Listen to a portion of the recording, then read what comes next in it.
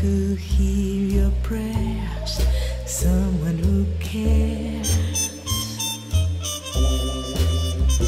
Your own personal Jesus.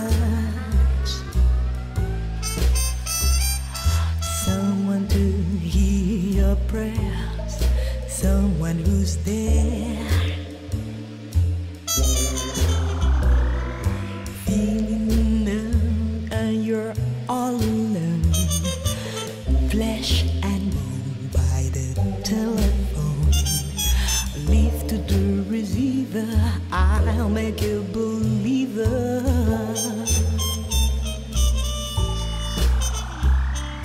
Take a second best, put me to the test. Things on your shoulders, you need to confess. I will believe her, you know I'm a forgiver.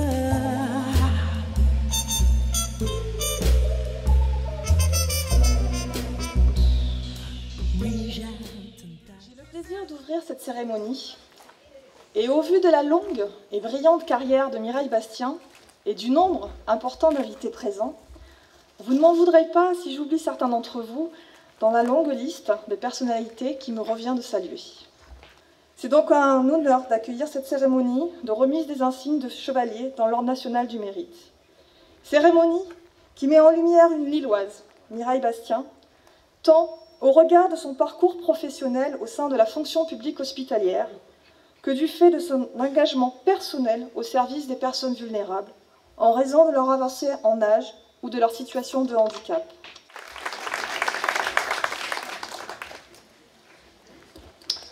Merci bien. Madame Mireille Bastien, Mesdames, Messieurs, je vais me permettre de m'adosser sur la liste des personnalités qui sont présentes et que vous avez citées, Madame la Directrice, je ne vais pas les reciter. En tout cas, je veux vous souligner tout le plaisir que j'ai, en tant que maire de la ville de Lis-sur-la-Sorgue, de participer à ce moment solennel et ce moment aussi de plaisir partagé avec vous, Madame.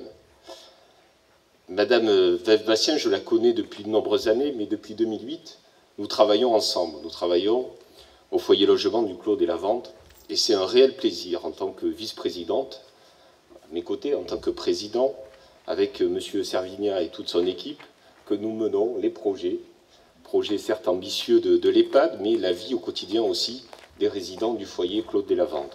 À votre parcours, on lit toute cette hospitalité que vous avez voulu livrer dans votre vie au travers des différents lieux, aussi bien des traumatisés crâniens, comme on l'a souligné tout à l'heure, mais les traumatisés de la vie en général. En fait, c'est une profonde humanité qui vous anime, Madame, et qui nous rend tous fiers d'être présents avec vous à ce moment où vous méritez bien la distinction, j'allais dire suprême, la distinction de grande valeur que vous allez recevoir, Madame. Voilà. Bonne soirée.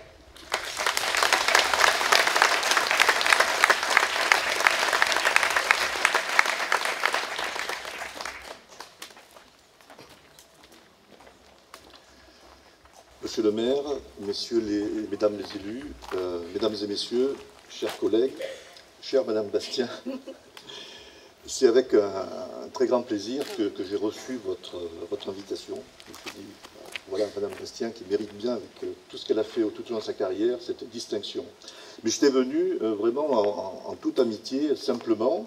Je n'avais pas du tout prévu de faire de discours. Et puis vous m'avez demandé de dire quelques mots. Bon, je le fais aussi avec un immense plaisir. Et puis un beau jour, il y a eu un poste de directeur adjoint vacant au centre hospitalier de Bourgoin-Jallieu, que je dirigeais et que je dirige toujours.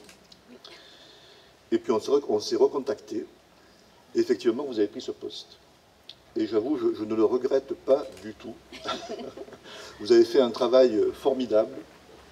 Vous avez commencé, bon, c'était pas simple, organiser le centenaire de l'hôpital, vous en souvenez? Oui. On n'était, nous, pas très forts en communication, c'était quelque chose de nouveau.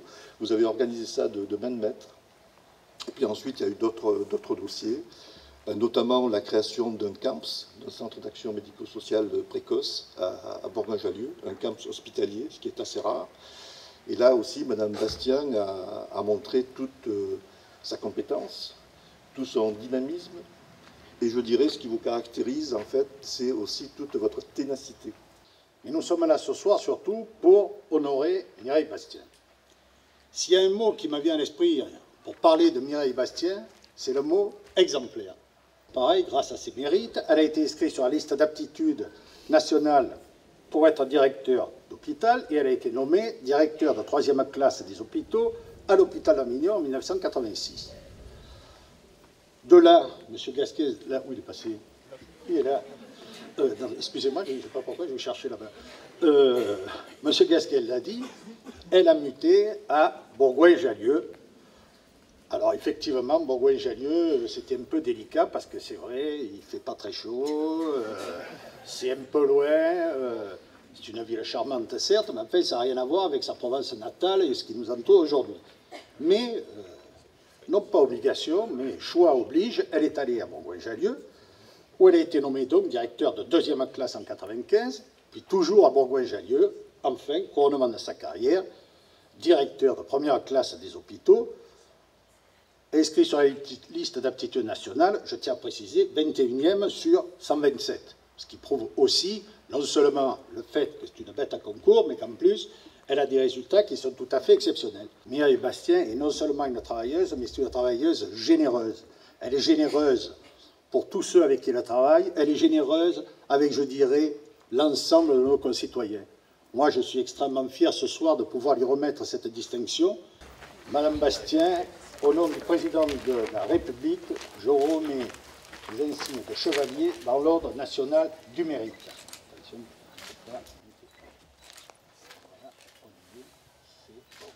Et je te donne la parole.